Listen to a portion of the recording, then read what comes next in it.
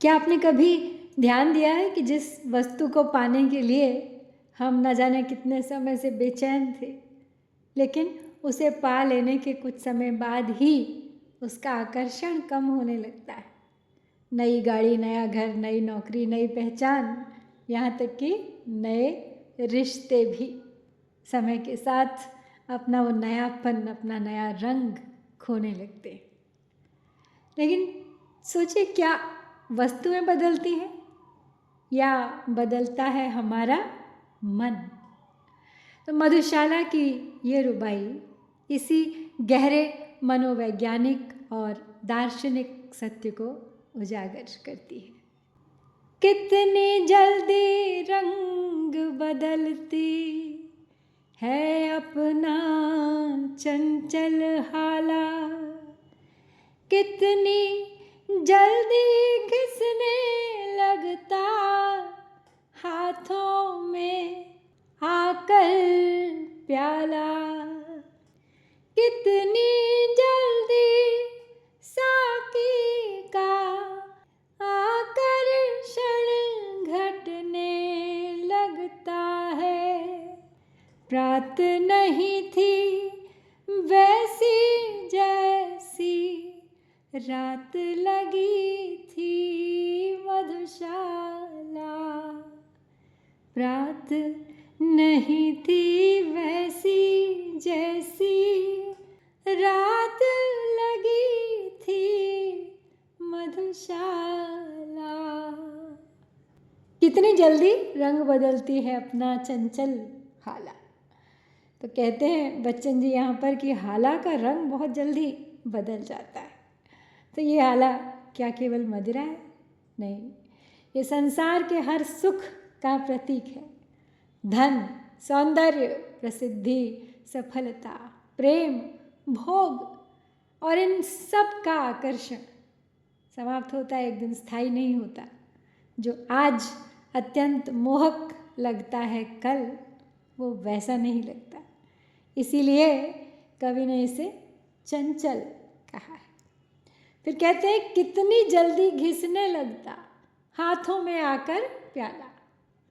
अब जब तक प्याला दूर होता है वो बड़ा आकर्षक लगता है, लेकिन हाथ में आते ही धीरे धीरे उसका नया होना समाप्त होने लगता है।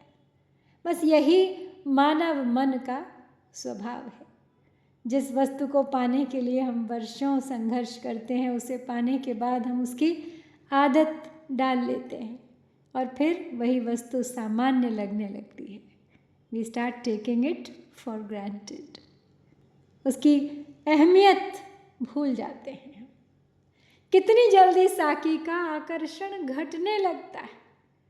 यहाँ पे कवि एक और गहरे सत्य की बात कर रहे हैं। केवल वस्तुएं ही नहीं, व्यक्ति भी समय के साथ नए नहीं रहते। हम किसी व्यक्ति को आदर्श मानते हैं, किसी को अपना जीवन साथी बनाते हैं, फिर धीरे धीरे उसकी सीमाएं दिखाई देने लगती हैं। कभी हम किसी से अत्यधिक अपेक्षाएं बांध लेते हैं, लेकिन समय के साथ मोह कम होने लगता है। ये दोष साकी का नहीं है, ये तो मानव मन की मूल प्रकृति ही है। प्रात नहीं थी वैसी जैसी रात लगी थी मधुशाला। यही इस पद का सबसे सुंदर निष्कर्ष है। रात में तो मधुशाला बड़ी जादुई सी लग रही थी। चहल पहल थी, प्याले खनक रहे थे, संगीत गूंज रहा था, साकी इठला रही थी। लेकिन सुबह हुई तो वही मधुशाला सूनी हो गई। अब वो वैसी नहीं। लेकिन क्या मधुशाला बदल गई?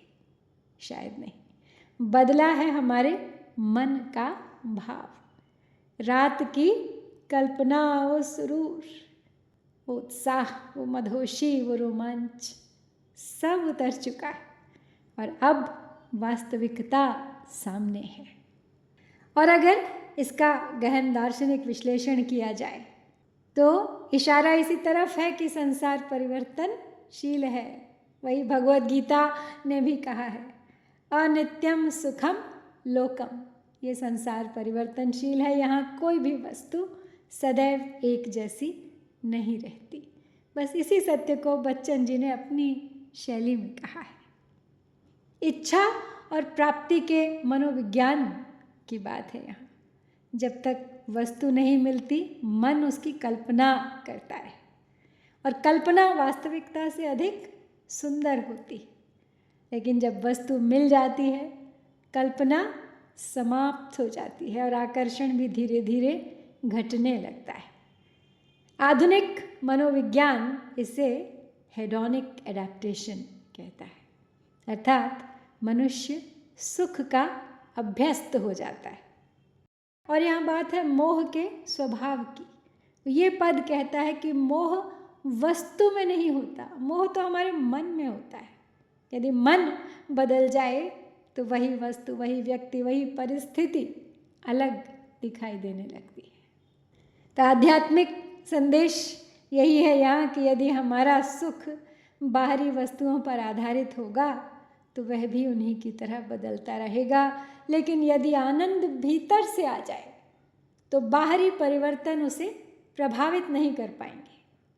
यही उपनिषदों और गीता का भी संदेश है। अब विरक्ति क्या है? तो यहाँ पे कवि संसार छोड़ने की बात नहीं कर रहे, वो केवल ये कह रहे हैं कि संसार की वस्तुओं को उनका वास्तविक स्थान दीजिए, उनसे आनंद लीजिए, लेकिन उन्हें शाश्वत मत समझिए।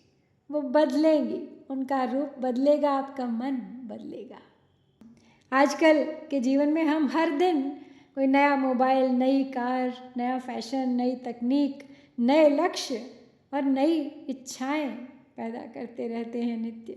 लेकिन क्या संतोष को भी हम उतनी ही तेज़ी से बढ़ाते हैं, या संतोष बढ़ता है उतनी ही तेज़ी से? संतोष की गति धीमी है, लेकिन संतोष एक ऐसी चीज़ है, जब एक बार ठान लिया, मन में आ गया तो सदा के लिए आ गया। हर नई वस्तु कुछ दिनों बाद पुरानी लगती है, लेकिन कहते हैं ना, जब आवे संतोष मन, सब धन धूरि समान। तो यही आधुनिक जीवन की सबसे बड़ी विडंबना है। तो ये पद हमें हमारे जीवन के लिए बस यही सिखाता है कि संसार का आकर्षण क्षणिक है, वस्तुओं से अधिक स्थायी है चरित्र। बाहरी सुख बदलते रहते हैं, लेकिन भीतर का आनंद स्थायी है। अपेक्षाएं जितनी कम होंगी, जीवन उतना ही सुंदर होगा। शायद समस्या इस बात की नहीं कि संसार बदलता है, समस्या ये है कि हम उसे स्थायी मान बैठे। यदि हमें यह स्मरण रहे कि हर रंग बदलेगा, हर आकर्षण घटेगा, हर रात के बाद सुबह आएगी, तो शायद हम न सुख में बहकेंगे न दुख में टूटेंगे। और यही मधुशाला का ये पद हमें सिखाता है। प्रात नहीं थी वैसी जैसी रात लगी थी मधुशाला।